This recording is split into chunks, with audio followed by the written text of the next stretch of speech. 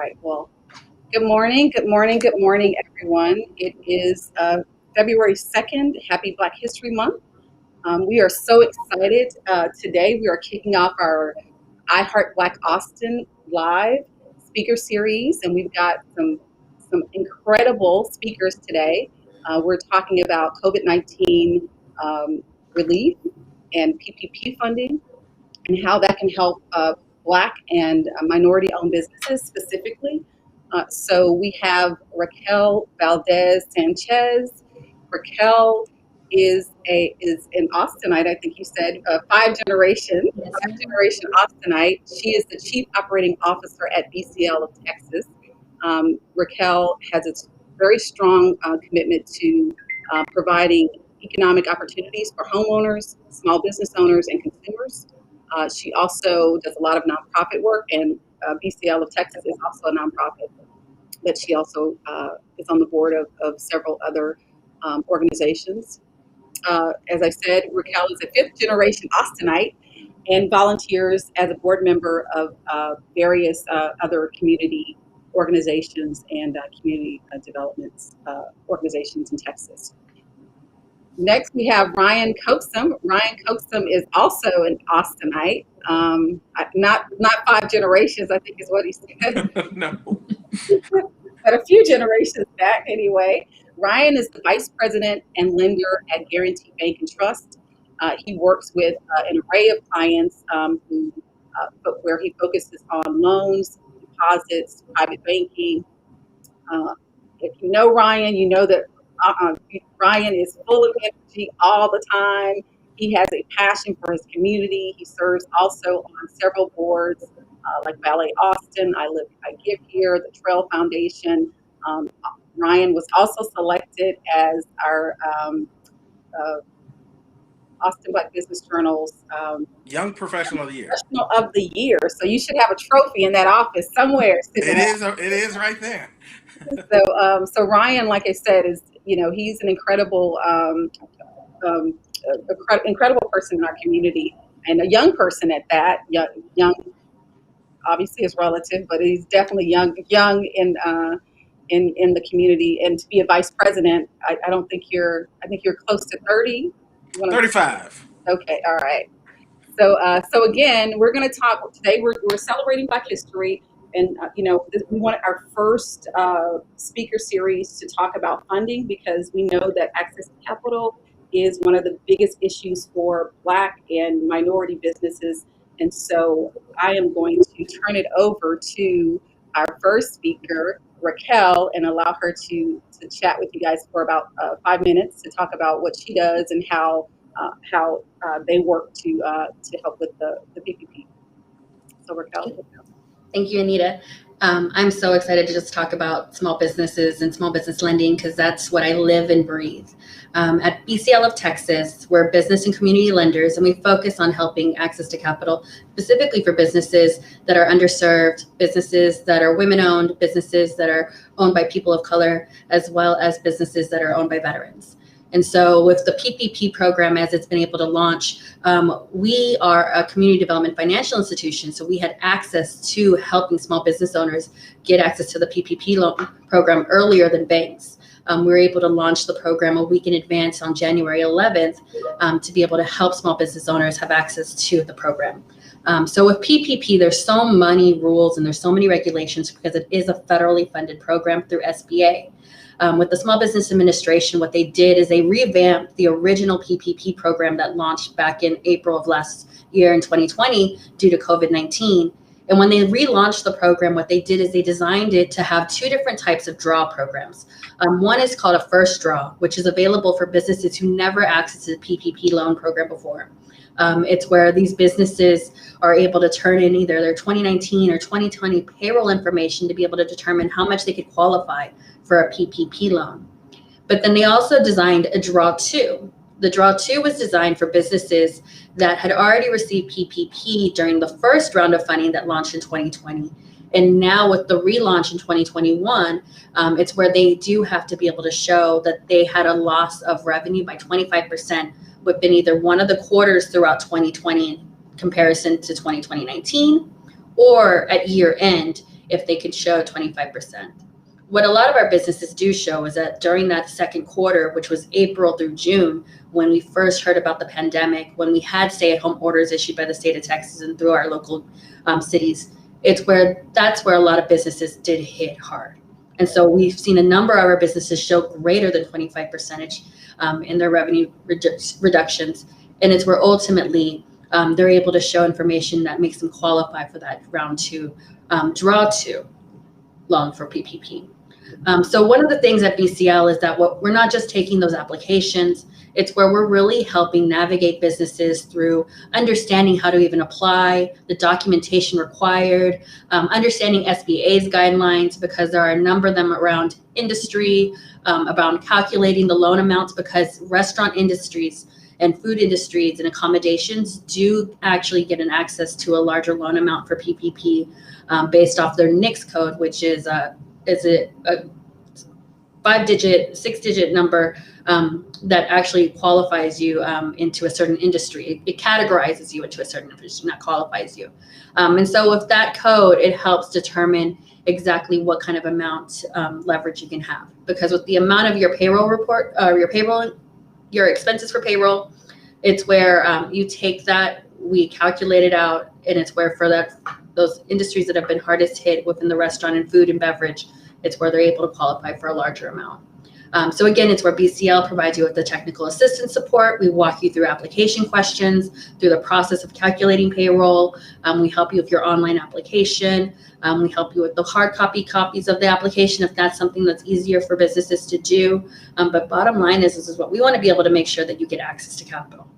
It's where that's something that we've seen significantly our businesses not have access to because they're getting information later. It's where they're not getting that information in a timely fashion.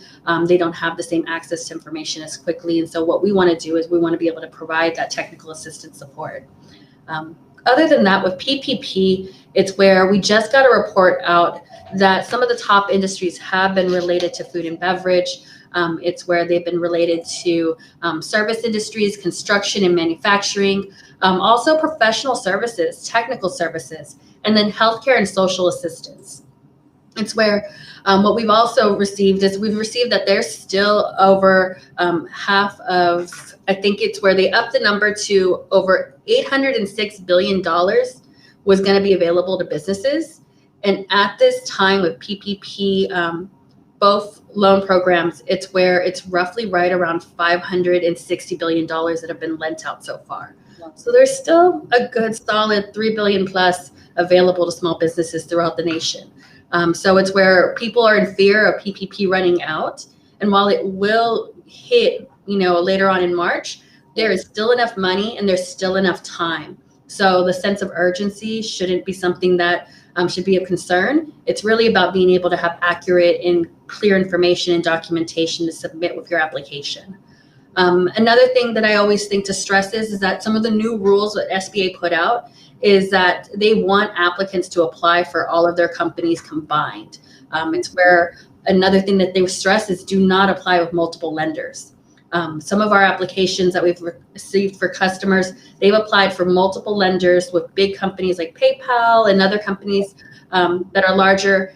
And we've been able to qualify them quicker and submit that application, and then it's been kicked back out because they submitted with another lender who's taking close to 30 days to get them responses. And so that's one of the differences of working with local community banks, local community development financial institutions, is us being able to, one, have a relationship and communicate with our borrowers and our applicants quickly versus no communication at all. And then one, just being able to handhold and walk through the process so that you can have a clear understanding of what's going on from the lending's perspective of SBA, since it is a federal program. And then it's where we're getting rules and regulations updated by SBA on a regular basis. So there's just so much to go into it. And bottom line is that if you have questions or you're interested in applying, it's where we're just reaching out. That's our job, is we don't just do the applications for PPP, but we're available for small business coaching to be able to help walk through the process, even if you're going through another bank or lender. And so there's just so much to answer about PPP. Well, awesome. Well, you did a great job in capturing that, because when the first round of funding came and it was gone within what, 2 weeks, I think. And I know I applied at my local bank that I've been banking with my business for years, and didn't hear anything. When the second round of funding came, was still waiting for my bank to get a hold of me and say, hey, we're going to process your application, because they had the application, they had everything, still nothing. And so what I did was exactly what you said, was I went to a local bank, and a local bank who was not my bank, but I had a relationship with the folks there, and so was able to get PPP funding within a week. And so it just shows you the difference, in, like you said, in having that relationship with local lenders, especially, not so much small banks, but I think, the larger banks, like Wells Fargo, and those really big banks, Yeah. they were really going for the larger businesses, because they kind of get a kickback. No, no, no, no offense that Ryan is a banker. So we'll turn it over to you, Ryan, and then we'll kind of talk a little bit more about the PPP process, and then some of the other issues that you're going to discuss as well. Yeah, Anita, thank you for having me today on the show. Me too. I just really love talking to the community about banking. I feel that historically, and especially the groups that we're talking and we're focusing on today, we haven't had access to anybody as myself that we can just go up to and ask questions and how we're feeling. Usually we go into the bigger financial institutions and we're just kind of a number, and Right. we're just kind of waiting around and seeing what they say, and we kind of go with the flow. And I think, that's part of one of the things I preach today.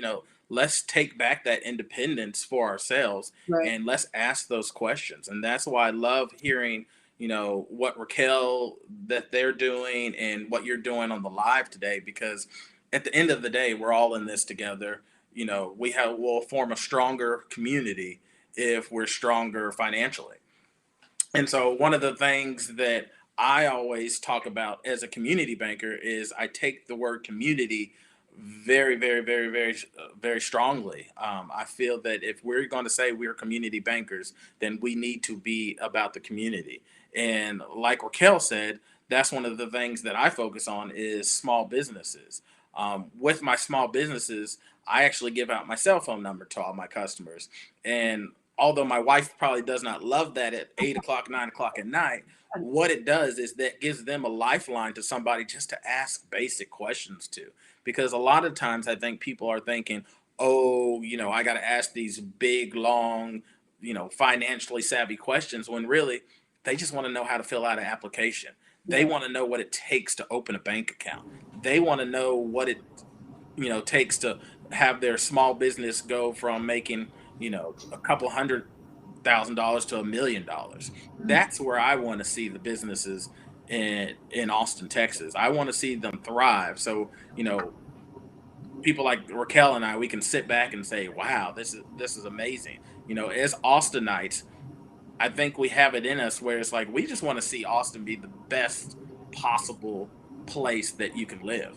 And if I can help anybody and help them to get their goals, hey, my work here is done. So with that being said, yeah, in banking, what I do on a daily basis is, like I said before, I work with small businesses on their deposits and loans and private banking needs. And I am just really, I can't stress enough how much I'm here just to help. Please come and ask your bankers those questions. I always tell people you have to bank with the size of business that you are.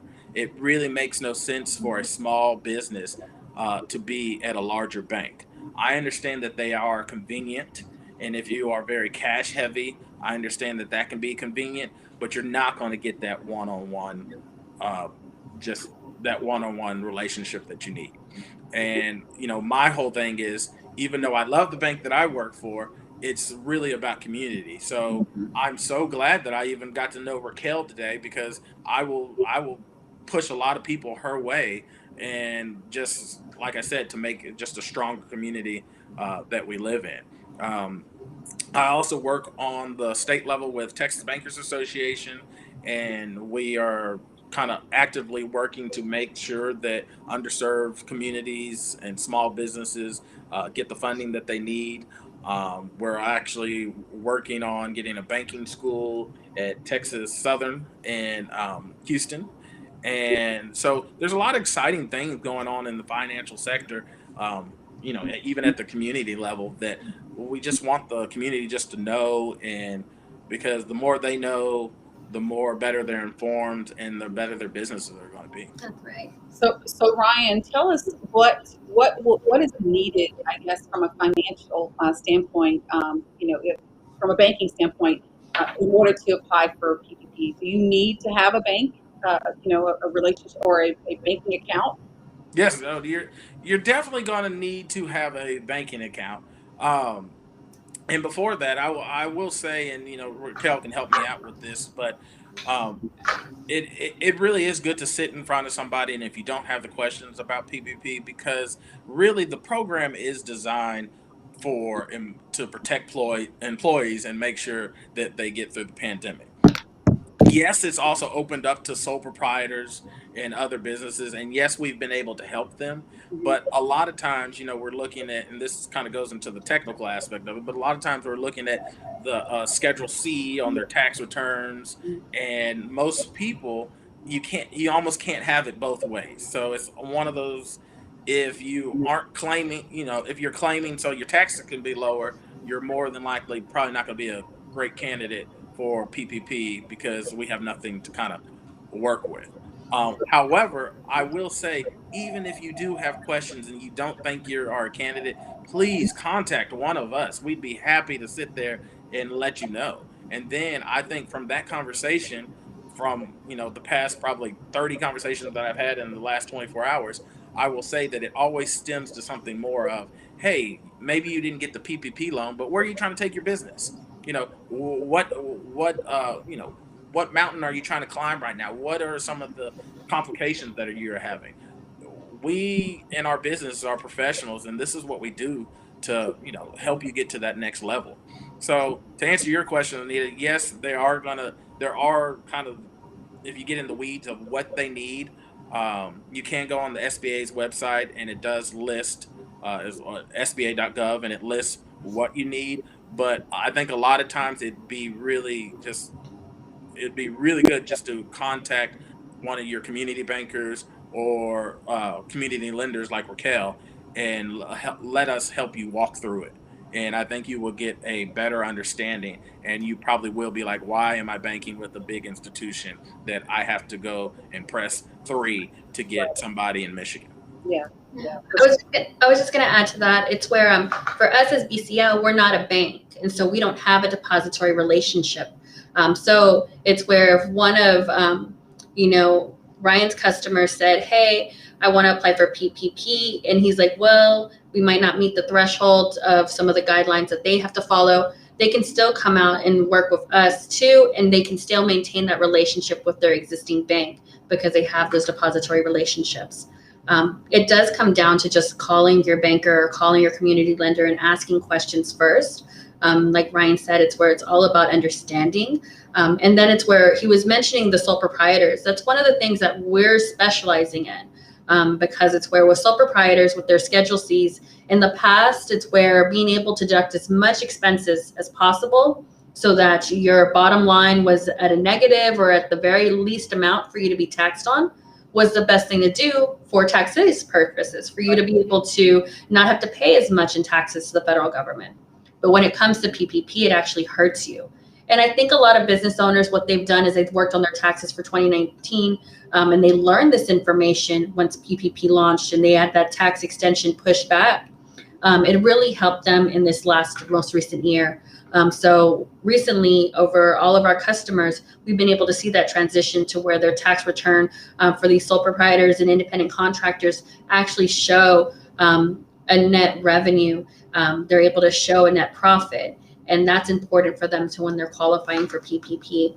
Another one too is that the PPP program has now expanded to be able to apply for nonprofit organizations as well as 501c6 organizations, which are foundations associations like the chambers of commerce and such. And so ultimately, it's been able to help more organizations who do have employees outside of just traditional small business. So Yeah, and one thing, if I can jump in there, I love to hear Raquel talking about this because, like I said, I you know historically, for the communities that we're talking about on right now, we have not have access to any kind of capital or the know-how of PPPs or anything like that. Because one thing that I actually heard the first round is that a lot of the banks, and I can't speak for anybody else, but a lot of the bigger banks weren't lending to small business. And however, I'm not going to touch that particular part of it. I will say that a lot of the ones that I was getting second rounds, I don't think it wasn't that they weren't getting the money, but a lot of the stuff was filled out wrong. So we were able to go in and kind of really walk people through, like Raquel, they're doing in her organization, and really show people. So again, I can't stress how important it is to really lend local, I'll say for Raquel, and bank local for myself. And we're again, I can't stress, we're in this together. Yep. Raquel, you mentioned earlier regarding the PPP that is it suggested that that they don't apply to multiple sources?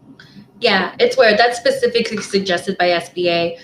It's where ultimately two organizations can't submit at the same time and see who gets approval first. It's where SBA will kick out that second application saying an application's already submitted to SBA. It's where I've had probably out of all of our applications with this within 2021, I probably had about 15 that we spent time and energy and worked. And it takes a loan officer a few hours to work a deal and to review all their documents and to be able to qualify their income information based off of their payroll. And it's where every single one of those 15, when I submitted, the SBA system gave me a kickback saying they've already submitted an SBA loan. We personally called every single one of them to, one, let them know, to two, give them a choice about do they still want us to have their application on hold till they get information back, or they want us to cancel it and withdraw it. And then the comments we got back from almost majority of those were, well, we just went to one of those major banks. We just went through one of those online lenders. We haven't heard from them. And we've had a couple who said, I want to withdraw with them instead because you've been responsive. And it goes back to relationships are key. Yeah. Ryan said it best, we're focused on local. We're focused on local community banking, relationship banking. We're focused on helping out the people that we go and see every day. We go to these business owners ourselves as patrons, and we want to see them successful and succeed. Amen. And look, I feel like a marriage just happened right on the screen right before us. But I have to say, with your loan officer, they have your best interest at heart, especially when you're on the community level like ourselves. And so really just take the time, trust the process. Raquel already said it earlier that the money, it's going, but it's not going as fast as we saw in round one. So really trust the process, trust your loan officer, and trust that they get it done. Because like Raquel, I had probably 30, 40 applications because we were just kind of pushing them through, and that little box would pop up. This PPP has already been assigned to, Wow. and it is troubling because on one hand, I'm so glad that they got the money, but on the other hand, it really does take time. And the thing is, I will honestly say that I feel that we at the community level really are going through with a fine comb, really trying to make sure that you can get the money that you can. Because I've had a lot of instances where people didn't get it the first round. They gave me their application the second round, and I was able to go through their payroll and get them more money. Yeah. So, like I said, you really trust the process and really trust your lender that you're with, because their whole being is just helping their customer and making sure they get the funds needed. Absolutely. So one of the questions that someone asked was about the first draw, the second draw, and we're talking about the first round and second round. Can you explain that a little so that we can kind of break that down for folks so that they can understand what that means? Yeah, I think round one was the money that was available in 2020.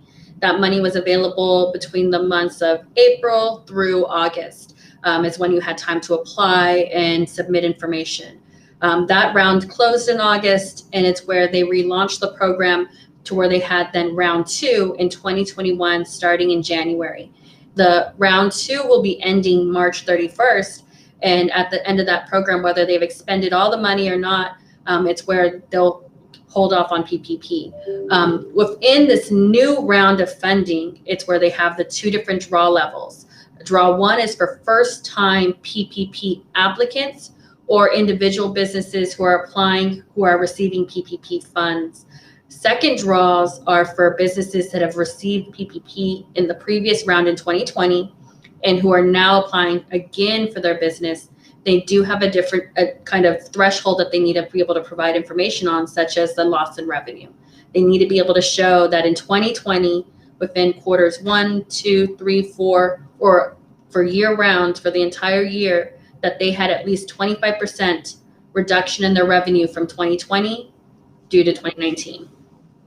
Yeah, and one thing I will add on to hers is that, and I think we were saying it before that we started when we were just talking, is it is to the person's best benefit that are applying for the second draw to go to the lender that they did their first draw with.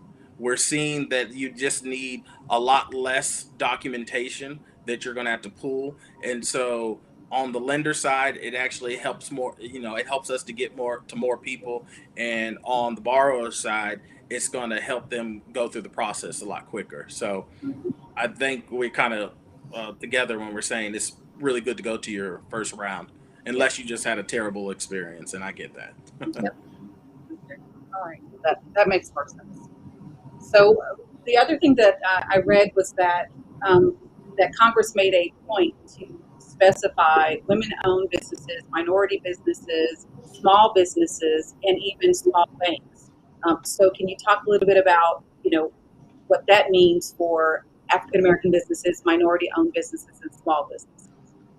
Yeah, I was gonna say what they did is that they put a pocket of money, and I can't remember the dollar amount off the top of my head. I'd have to look it up. But they put a pocket of money aside specifically for businesses that were located in low-income census tracts, that were owned by minority, women-owned, veteran-owned businesses. And so one of the things is when you're applying for your PPP, on the application itself, whether it's paper or online, they're going to ask demographic information. And historically, it's where individuals have either chosen not to provide that information because they feel that it might hurt them, or they might face discrimination in some form. Right now, it's important to share the demographic information. They specifically ask about gender, ethnicity, they ask about your race, and then they also ask about your veteran status. So sharing that information is important in key figures. Right now, roughly about 86% of the loans that came out in the most recent report did not disclose any information that was identifiable. And so 86% is a huge amount of businesses that we just don't know what type of individual business they are. But it's where SBA did earmark money specifically for low-income census tracts, which are even more granular than where your zip code is. It's where also what SBA did is that they said we're going to work with our community development institutions first. And so that's where organizations like our organization were able to launch our PPP loan program 1 week prior to the banks. The banks launched theirs, I think, on January 18th, and we were able to launch on the 11th. And so getting that extra couple of days, those first 5 business days out, helped get a lot more businesses have access. I can say of all our applicants during that first week, 100% of them are minority-owned businesses. Yeah, and and what we're really talking about right now is equity. We want we want an equitable playing field, and we want to be able to reach and get the capital that's needed. Yes, I always make the joke, and it's my team, but I am so glad that I don't have to worry about LeBron James and the Lakers because they were able to get their PPP round 1. Wow. It kept me up at night. That's a little shade over there, but okay. But and that really is my team. But I'm just saying, like, obviously we want it going to the small businesses and minority-owned businesses that really are we see in the field every day that feeds us and feeds our communities, Yeah. and we just want them to be able, after the pandemic has, I don't want to say it's over, but we've gotten vaccinated, that we want to still see those small businesses out there. That's what we're trying to do. We're trying to make sure that when we get past this, that the same mom and pop business, same black owned business, same woman owned business, same indigenous people business is still there, and that we can still go in there and be happy to see them. Yeah. So someone posted in the comments that they applied at a large bank, and now they're wanting to go to withdraw their application. If they do want to, because I was the same way. I had my application at a large bank, and for the first round last year, and I didn't even hear back from the bank until I had already applied with a small local bank. So, what would you suggest, to people who are thinking, okay, I'm at a large bank, I haven't heard back, what would you suggest that they do? Obviously, we're not poaching, but we're just trying to make sure that we take care of our small business. Um, I mean, I will say this now, and this is something that I think is important to be said. Um, I do think if you've had a tough time and you didn't have the experience that you thought you should have, that yes, you need to contact a local lender or a bank. However, when you contact that bank, those loan officers at whatever bank you're talking about, that's their job too. And I know, just speaking for the community banks, we want to see the relationship.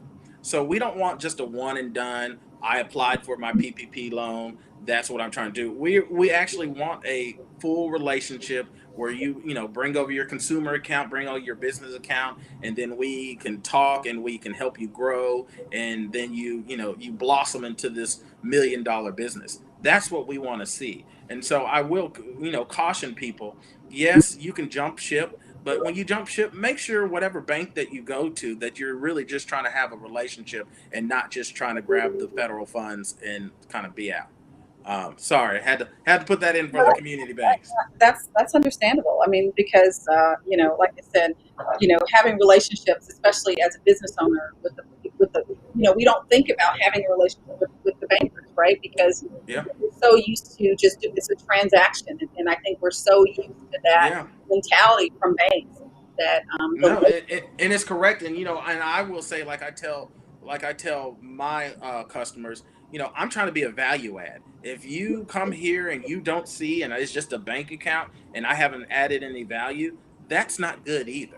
So, and that's why I think that people will actually, will come over and say, hey, let me open an account, and then probably like a week later they'll be like, why haven't I ever had a banker? Why, so it will work out into your benefit. I'm just saying that not just with my bank, but with any of these banks, just know that, that lender, that's still their job. And so really just kind of be thoughtful when you're picking out a bank, go in the bank and, make it like a job, a job interview, Yeah. ask them questions. But sorry, go ahead, Raquel. I'm sorry. No. I mean, I was going to say the same thing. Is that where if you've already applied and it's where they've at least gotten started, call them and find out what's going on. It goes back to communications two ways. And, while I'm a millennial and I love text messaging on my cell phone and using social media, I love making phone calls. I love being able to have a conversation. To me, I grew up, on a corded phone when I was a kid. And so I want to be able to talk to people. And so if my customer was unhappy with my service, I want them to call me and I want them to talk to me and say, hey, what's going on?